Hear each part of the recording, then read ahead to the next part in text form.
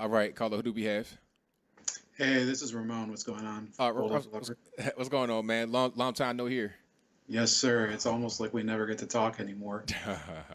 Mister, like all these people are calling into you. It's like you're Hollywood or something. No doubt, man. Um, I wanted to talk, like I didn't get to talk yet about the the shooting last week. And then there's now like this dude that got arrested for vandalizing a bunch of synagogues in New York City. I don't know if anybody mentioned it yet today, but this dude who was, I guess, an Obama, no, not Obama. He was like a New York City uh, public employee or something, and he was apparently even adopted by Jewish people, but he's like this gay black dude. Was arrested for like setting a couple of arson fires at like synagogues. I think in the past 2 or 3 days. So I guess now we have to blame Chuck Schumer for that, and Chuck Schumer is officially Hitler or something. So, Right, right. right. So I did write an article for that for the Hard News Network, and they actually have a lot of followers that are like legit. They hate the Jews anyway, but I think like my attitude, I'm like a practicing Jew also, and I've been like consistent even back in the early 2000s when I was much more liberal, that I don't believe in censorship at all. So under President Bush, I've opposed it, and also I never voted for him. I didn't vote for the Democrats either because they were also garbage back then. But I think like the walk away movement is extremely important, and that's why I did write this piece that I called. Let me see it here. It's called "The Left Will Defend Your Identity Until You Hemorrhage to Death, so they can pretend to mourn you." Wow. So let me show that on screen. And whoops, I think I just took a snapshot of you. Um, I think do you like the new Skype, by the way? Because the functions are kind of weird. It's not what I like. The previous Skype was much better. All right, I see.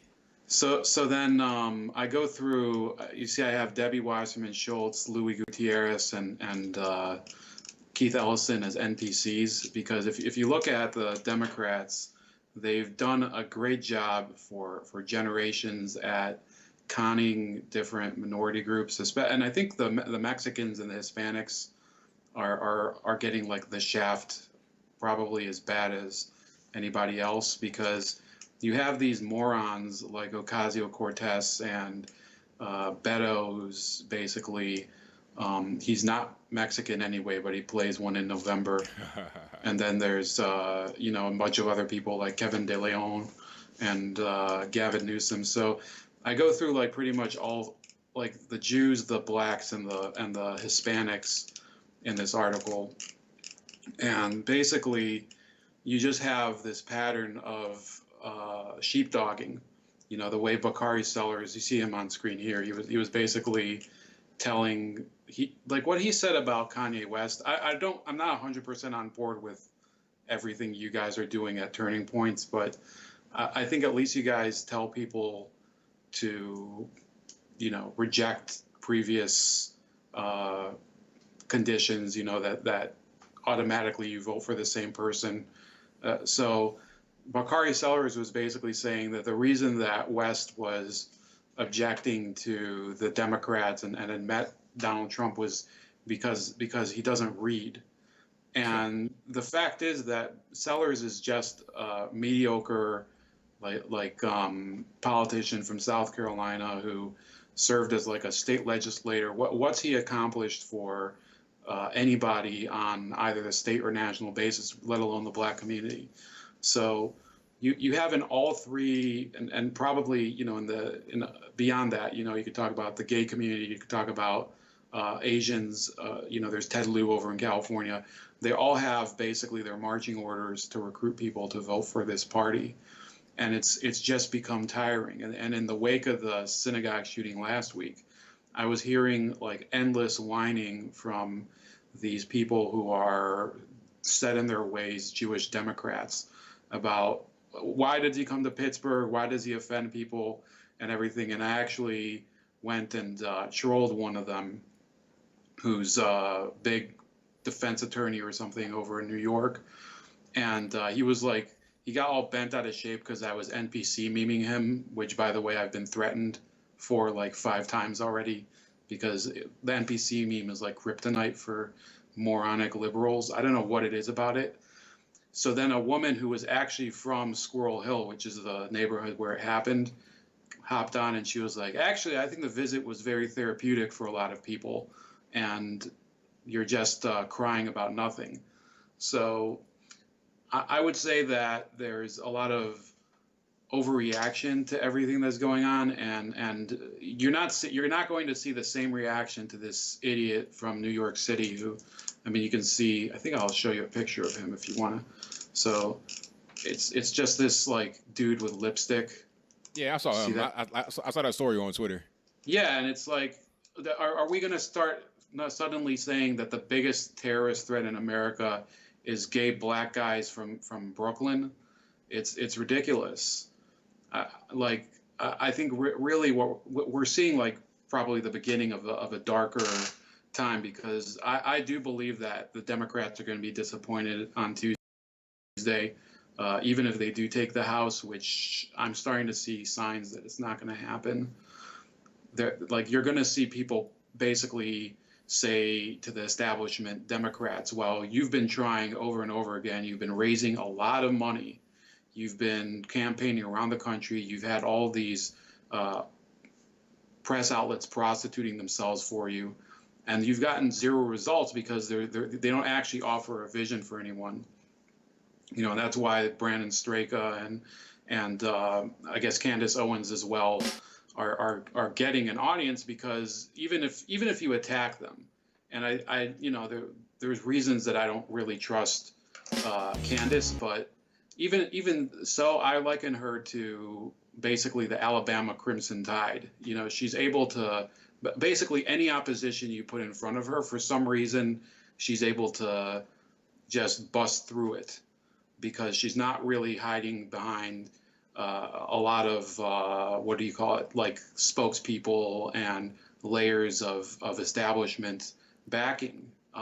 So that's really why I think those two movements are succeeding.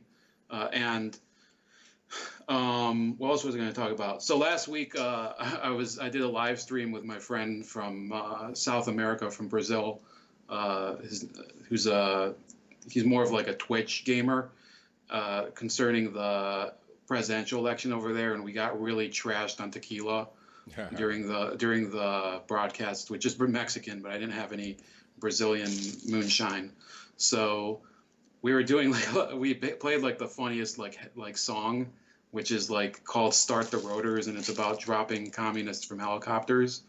So basically, I think I've been following videos the whole week from the far left, like Glenn Greenwald and other lefty YouTubers and everything, and they are literally pooping their pants all over the place, because Bolsonaro might actually decide to like break up a number of these militant communist groups that are down there. They call them activist groups, but basically what they do is they take over factories and appropriate people's businesses. So I'm going to send you that video if you want to just listen to it while you're working at home or something, because it is pretty catchy, and like I think you know, the helicopter thing, I guess I don't want people to actually die in South America, Right. but the thing is, you know, what my friend said, the Twitch gamer, was that for years the communists in South America have been using the same type of rhetoric about putting the capitalist pigs in gulags and stuff like that. So like essentially what Brazilians are doing right now is they're actually, some of them are like not totally like anti-communist, they're reacting to like 16 years of nonsense and threats from their own leaders, the Brazilian Labor Party, the PT. So I'm very hopeful for what's happening there. I hope, you know, eventually the same type of thing happens in Ecuador. Well, Ecuador is kind of moving anyway in that direction, but Venezuela and Nicaragua. So anyway, I did vote, and I'm not happy with the politicians in Ohio. So I'm not even going to endorse any of the people I voted for.